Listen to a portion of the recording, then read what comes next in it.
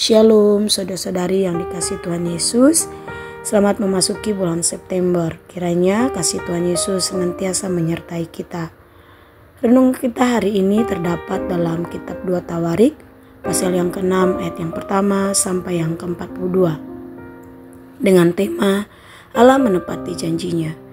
2 Tawarik pasal yang ke-6 ayat yang ke-8 sampai yang ke-10. Berfirmanlah Tuhan, kepadanya engkau bermaksud mendirikan rumah untuk namaku, dan maksudmu itu memanglah baik. Hanya bukanlah engkau yang akan mendirikan rumah itu, melainkan anak kandungmu yang akan lahir kelak. Dialah yang akan mendirikan rumah itu untuk namaku. Jadi Tuhan telah menepati janjinya yang telah diucapkannya.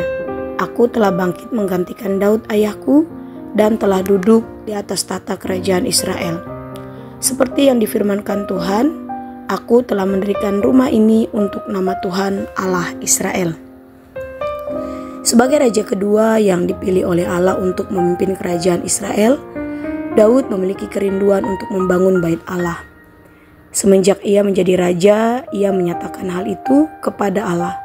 Allah mengerti maksud dari Daud, dan Allah tidak menentang hal itu.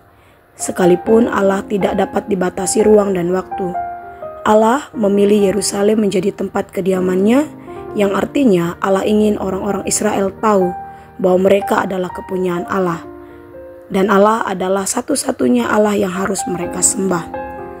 Niat baik Daud sampai pada tahap rencana dan menyediakan bahan bangunan saja, karena Allah memilih pada masa pemerintahan Raja Salomo, bait Allah didirikan.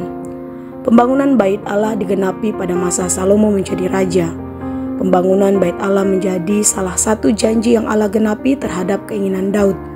Sekalipun Daud meninggal, Allah menepati janjinya, dan hal itu diberitahukan Salomo kepada seluruh jemaah Israel. Hal ini menjadi satu bentuk ucapan syukur raja bersama orang-orang Israel atas janji Allah yang ia genapi. Dengan menepati janjinya, Allah menunjukkan otoritasnya terhadap bangsa Israel. Allah ingin mereka hidup serius dan bergantung kepada Allah.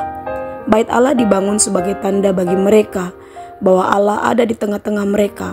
Allah ingin menyatakan keberadaan dirinya kepada bangsa Israel.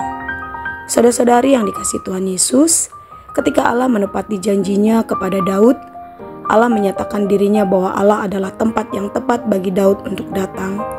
Dengan kesungguhan hati Daud terpaut kepada Allah, Allah lebih menyatakan kesungguhannya kepada Daud, terbukti dengan penjagaan Tuhan terhadap kepemimpinan Raja Salomo. Allah mengaruniakan kedamaian. Allah yang kita sembah adalah Allah yang sama. Tuhan mengasihi setiap kita. Bahkan Allah tidak pernah mempertanyakan latar belakang kita. Ia memilih setiap kita sebagai kasih karunia Allah, anugerah yang Ia nyatakan pada setiap kita.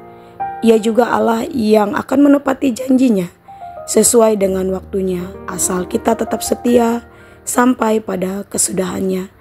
Demikian renungan firman Tuhan. Tuhan Yesus memberkati. Shalom.